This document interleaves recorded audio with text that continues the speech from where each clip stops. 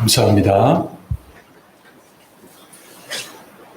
우리가 살고 있는 이 세상에서 우리가 항상 기쁘고 좋은 일만 생기면 우리는 근심과 걱정이 없이 잘 살 수가 있을 텐데 우리의 주어진 현실은 그렇지가 않은 것 같습니다. 항상 어디선가 문제가 생기고 기대하지 않았던 여러 가지 어려움과 또 고난과 아픔들을 우리가 직면을 하게 됩니다. 한마디로 우리가 살고 있는 이 세상의 인생의 길은 고난의 연속이다라고 그렇게 말을 할 수 있을 것입니다. 우리가 하나님의 말씀으로 늘 읽고 있는 성경 말씀을 보게 되면 창세기부터 시작해서 맨 마지막에 요한계시록인데 이 66권 전체가 처음부터 끝까지 고난이 없는 그러한 그 장면이 없을 정도로 이 고난에 대한 내용이 굉장히 많이 성경에는 나오고 있습니다. 특별히 66권 가운데 고난에 대해서 가장 심각하게 다룬 성경이 어디냐고 하면 아마도 대부분의 사람들이 구약의 욥기서를 아마 선택을 할 것입니다. 여러분도 잘 아시다시피 구약의 욥이라고 하는 인물은 아마도 그 고난이라고 하는 가장 대표적인 인물로 우리에게 알려져 있는, 그래서 누구도 이 욥처럼 고난을 받고 싶지 않은, 근데 그러한 마음은 누구나 다 가지고 있을 겁니다. 그런데 우리가 성경을 읽으면서 고민하는 것 중에 하나가 뭐냐면 죄를 범하고 잘못된 사람, 잘못된 길을 걸어가고 못된 짓을 하고 하는 어떤 그런 사람들이 고난을 당하고 하나님의 벌을 받는 것처럼 그렇게 보여지는 것은 어떻게 보면 좀 당연하다고 생각을 할 수가 있죠. 왜냐하면 자기가 심은 대로 거둔다고 나쁜 일을 하는데 좋은 일이 나올 리가 없잖아요. 근데 그런 거는 당연한데, 그런데 문제는 이 욥과 같이 하나님을 경외하는 의로운 사람이 이 세상에서 상상조차 하고 싶지 않았던 그런 엄청난 고난을 당했을 때 우리가 그 해답을 찾기는 그렇게 쉽지가 않다라고 하는 겁니다.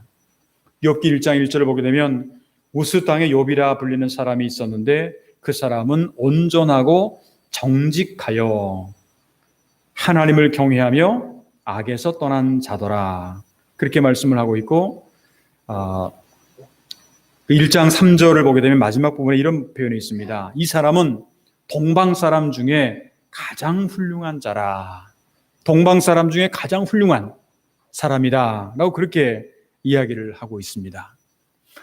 이렇게 온전하고 정직하고 하나님을 경외하고 악에서 떠난 사람, 더욱이 동방에서 가장 큰 훌륭한 사람이 이 엄청난 고난의 그 소용돌이 속에 휘말리게 된다라고 하는 것이 우리가 욥기서에 나오는 그러한 내용입니다. 바로 우리가 이것이 욥기서를 읽어가면서 고민할 수밖에 없는 그러한 내용입니다.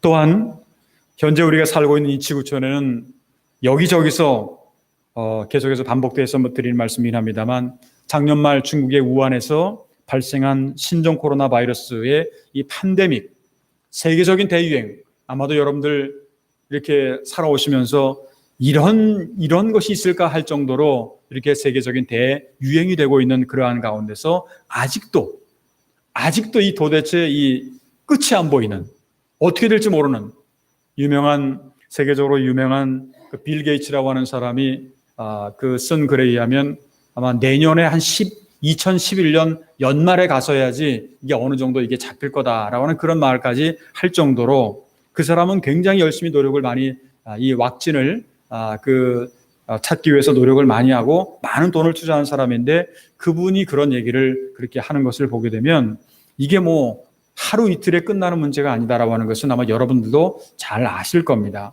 그것뿐만이 아니죠. 홍수에다가 무더위에다가 이 천재지변을 통해서 수많은 사람들이 지금 신음하고 아파하고 또한 고통하고 있는 그러한 상황입니다. 많은 사람들이 또한 죽어가고 있는 그러한 상황이기도 합니다. 우리의 인생길 가운데는 고난이 끝이 없을 정도로 계속해서 이어지고 있습니다. 그렇다면 이제 우리에게 고민이 생기는 거죠. 왜 우리 인간에게 이러한 고난이 끊임없이 이어지고 있을까? 그리고 적어도 하나님을 믿고 신앙생활을 하는 우리들에게 이러한 고난이라고 하는 것은 어떠한 의미가 있을까 하는 생각을 우리가 해보지 않을 수가 없습니다. 오늘 조금 전에 우리가 함께 읽은 성경 말씀을 통해서 우리는 예수님의 고난에 대한 얘기가 나옵니다. 예수님의 고난을 통해서 고난이 우리에게 주는 어떻게 보면 하나의 영적인 의미를 우리가 깨달을 수가 있다라고 하는 그런 것인데, 본래 예수님은 하나님의 외아들이지만 인간의 몸을 입고 당하셨던 이 고난과 고통을 보게 되면 이 사도 베드로가 오늘 성경 말씀을 통해서 이 고난이 주는 것이 어떠한 어려움이 있고, 그렇지만 그럼에도 불구하고 어떠한 영적인 의미가 있는가라고 하는 것을 오늘 성경은 우리에게 말씀을 하고 있습니다.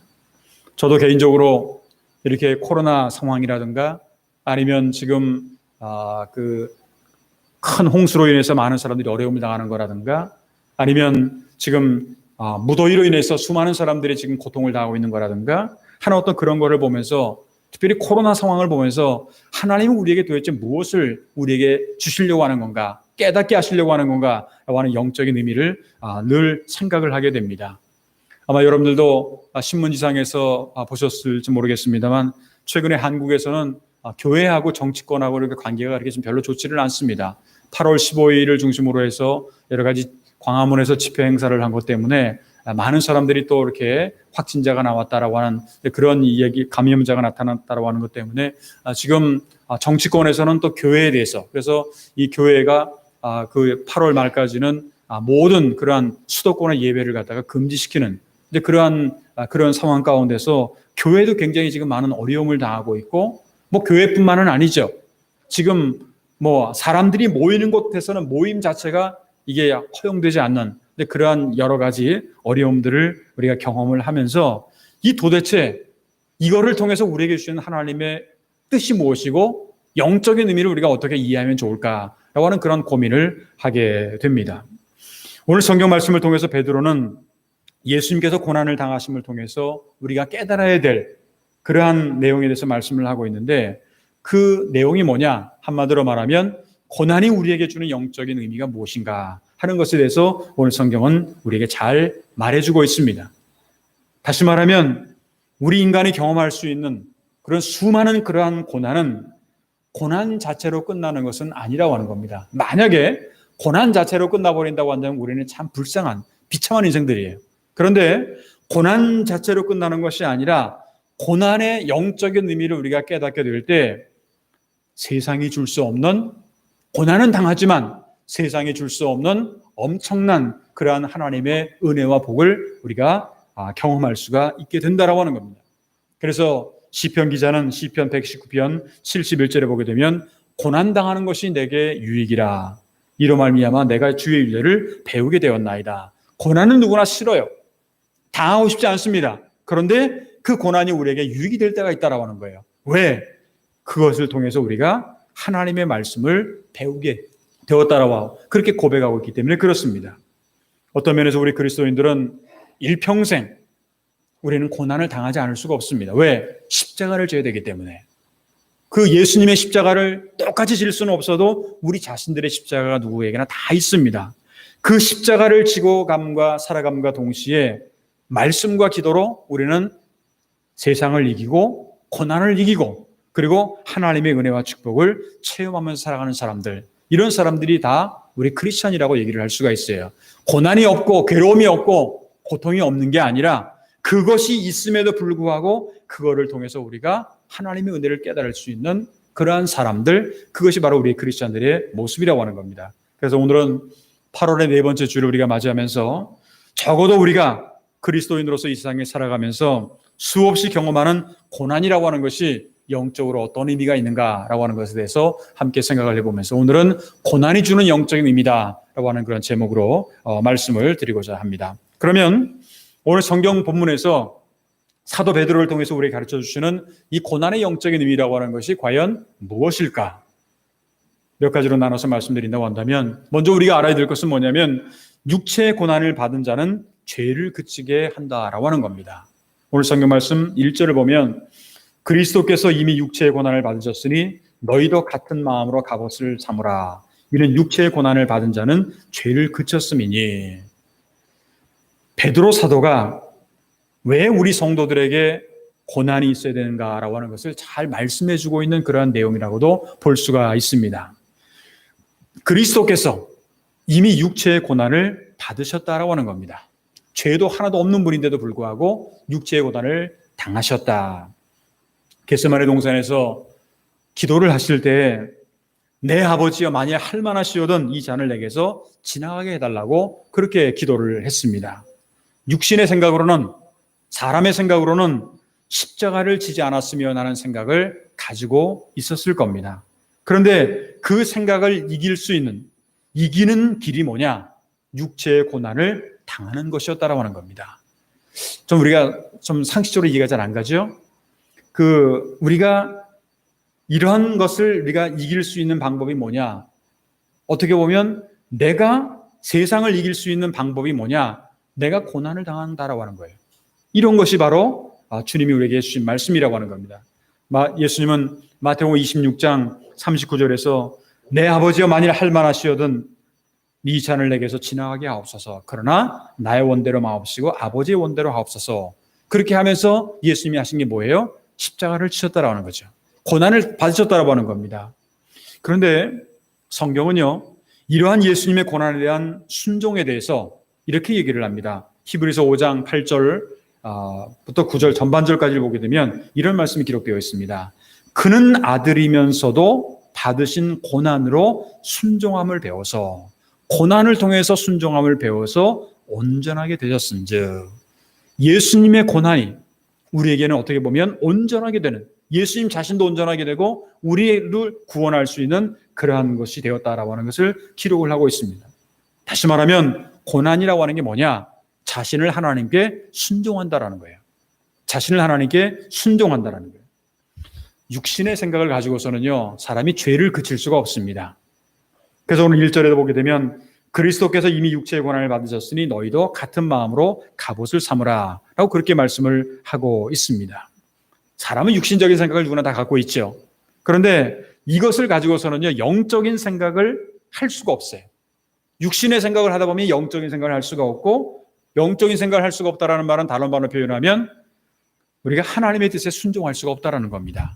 하나님의 뜻을 순종할 수가 없어요. 하나님의 뜻을 알 수도 없어요.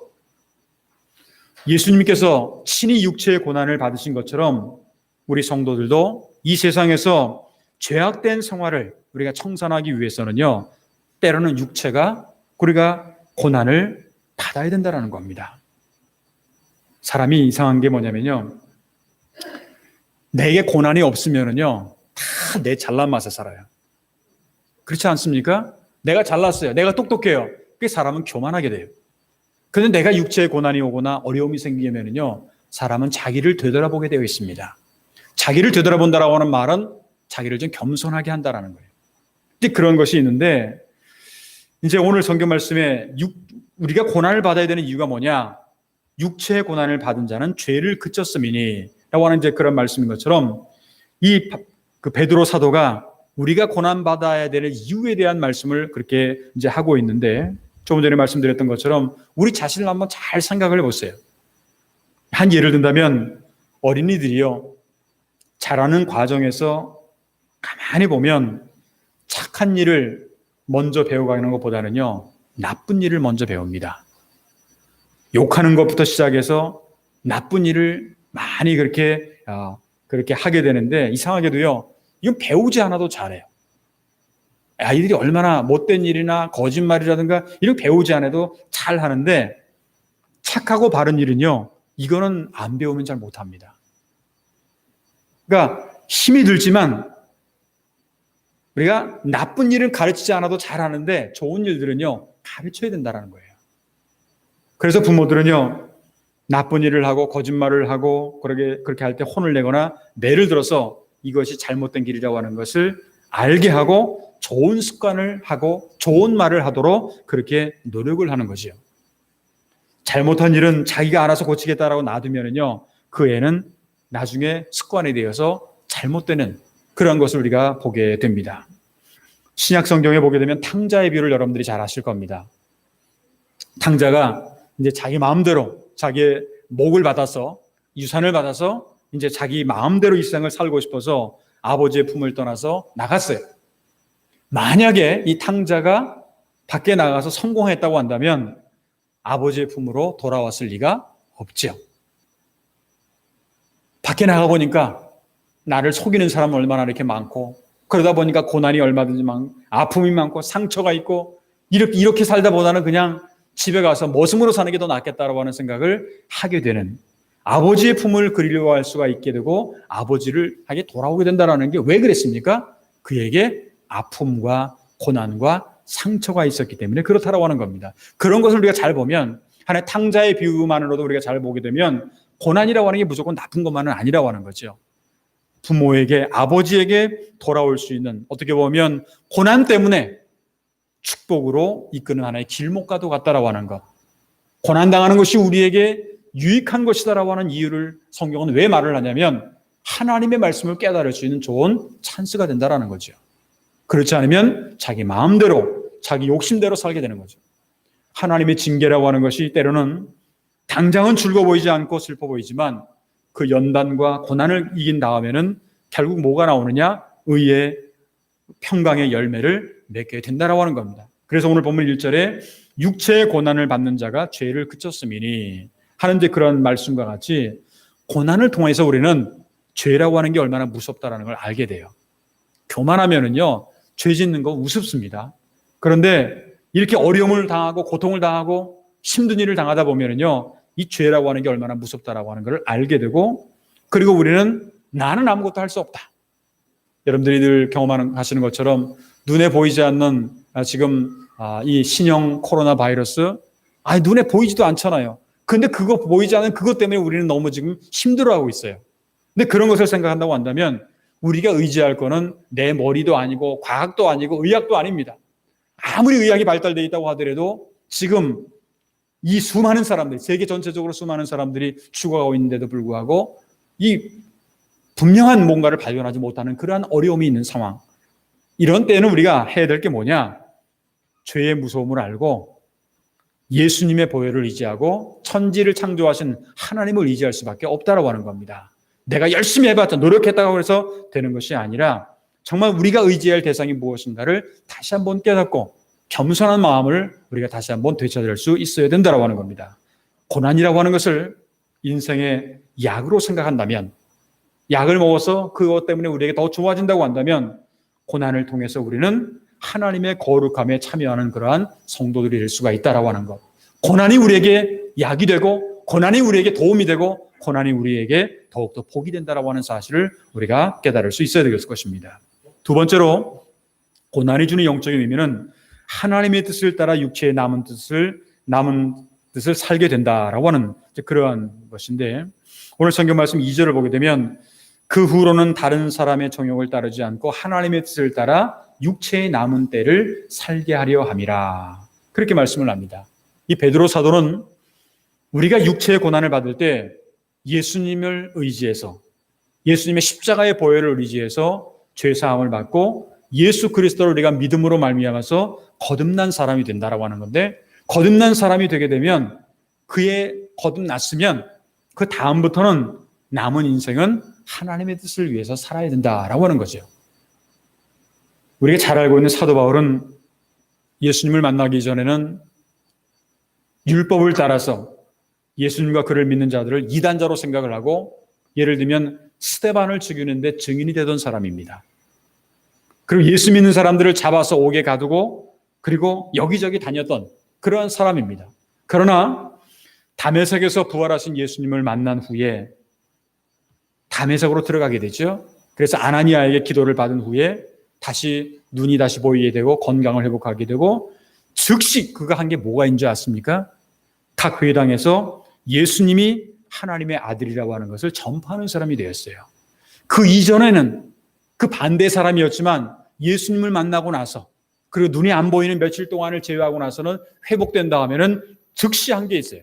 예수님을 전하는 사람이 되었다. 그게 사도행전 9장 20절입니다. 즉시로 각 회당에서 예수가 하나님의 아들이심을 전파하니. 이렇게 예수님을 만난 후에는 과거의 잘못된 그러한 신앙으로 하나님의 아들을 정죄하는 죄에서 돌이켰을 뿐만 아니라 그 죄를 그친 다음에는요, 적극적으로 예수님을 위해서 살았고 남은 생애를 그를 위해서 보냈고 예수님께서 주신 사명을 잘 감당하는 그러한 사람이 되었다고 하는 겁니다. 사도 바울은 결코 남은 생애를 죄를 따라 살아가지 않는 것으로 끝내지 않고 자기 일평생을 복음을 위해서 생명을 아끼지 않고 살다가 결국 마지막에는 로마에서 순교당하는 그러한 모습을 가졌던 것을 우리는 성경을 통해서 잘 알고 있습니다. 여러분은 어떻게 생각을 하세요? 여러분들 개인에 따라서 다 다를 겁니다. 어떤 분들은 아직도 젊은 사람이 있지만 어떤 분들은 인생의 마지막 황혼기에 오신 분들도 계실 겁니다. 그런데 중요한 거는 지금 앞으로의 우리의 인생, 육체에 남은 시간을 어떻게 사용할 것인가 하는 이제 그런 거예요. 성경은 오늘 우리에게 오직 주님만을 위해서 살아야 된다 하는 그런 말씀을 하고 있습니다. 3절을 보게 되면 과거에 잘못된 생활을 한 것은 지나간 때로 족한 것으로 여겨야 된다 하는 그런 말씀이 나오죠. 지나간 때로 족하도다. 옛날에 우리가 잘못하고 죄 짓고 한 어떤 그러한 자기 방탕하고 하는 것은 지나간 때로 족한 거예요. 인간은 누구나 다 항상 처음부터 끝까지 잘된 사람은 아마 한 사람도 없을 겁니다. 때로는 고민도 했고 상처도 입었고 그리고 방탕도 했고 여러 가지 있지만 그건 지나간 때로 족하다는 거예요. 이제 예수님을 우리가 믿었고 예수님을 안다고 한다면 이제 남은 생애는 어떻게 살아야 되느냐? 어떤 분들은 그런 말을 해요. 난 아직 20살, 30살밖에 안 됐는데 아직 앞길이 훤한데 더 인생을 더 즐기고 살아야 되지 않겠느냐라고 생각하는 사람들도 있습니다. 그런데 분명히 알아야 될 것은 제가 늘 여러분들에게 그런 말씀드리지만 태어날 때는 순서가 있어도요. 이 세상을 떠날 때는 순서가 없습니다. 그러니까 내가 남아있는 시간이 앞으로 많을 것이다? 그거는 모르죠. 내가 20대니까 30대니까 앞으로 요즘에는 100살 시대니까 앞으로 내가 30대니까 앞으로 70년은 더 살 거다? 그 보장을 누가 합니까? 아무도 보장할 수 없는 거예요. 그러니까 나이가 많든 적든 관계없습니다. 나에게 주어진 앞으로의 인생을 내가 어떻게 살아야 되는가, 육체의 남은 때를 무엇을 위해서 살아야 되는가 하는 것을 우리가 고민해야 된다고 하는 겁니다. 이것이 바로 고난이 우리에게 주는 영적인 의미라고 하는 것을 우리가 꼭 깨달을 수 있고, 그리고 정말로 이제 앞으로의 남은 인생은 내 욕심이 아닌 하나님의 뜻을 따라서 육체의 남은 때를 보내야 될 것이다 라고 하는 것이 두 번째 내용입니다. 세 번째 마지막으로 고난의 영적인 의미는요, 영으로는 하나님의 뜻을 따라 살게 하려 하는 것이다 하는 말씀인데, 오늘 보면 6절을 보게 되면 이런 말씀이 있습니다. 이를 위하여 죽은 자들에게도 복음이 전파되었나니 이는 육체로는 사람으로 심판을 받으나 영으로는 하나님을 따라 살게 하려 하심이라. 여러분들 이게 성경 읽으면서 조금 괜찮으세요? 이해가 금방 갑니까? 이를 위하여 죽은 자들에게도 복음이 전파되었으니, 죽은 자들에게 어떻게 복음이 전파될까 하는 그런 생각을 우리가 갖게 될 겁니다. 이 말씀에 대해서는 물론 학자에 따라서 여러 가지 해석이 있을 수가 있습니다.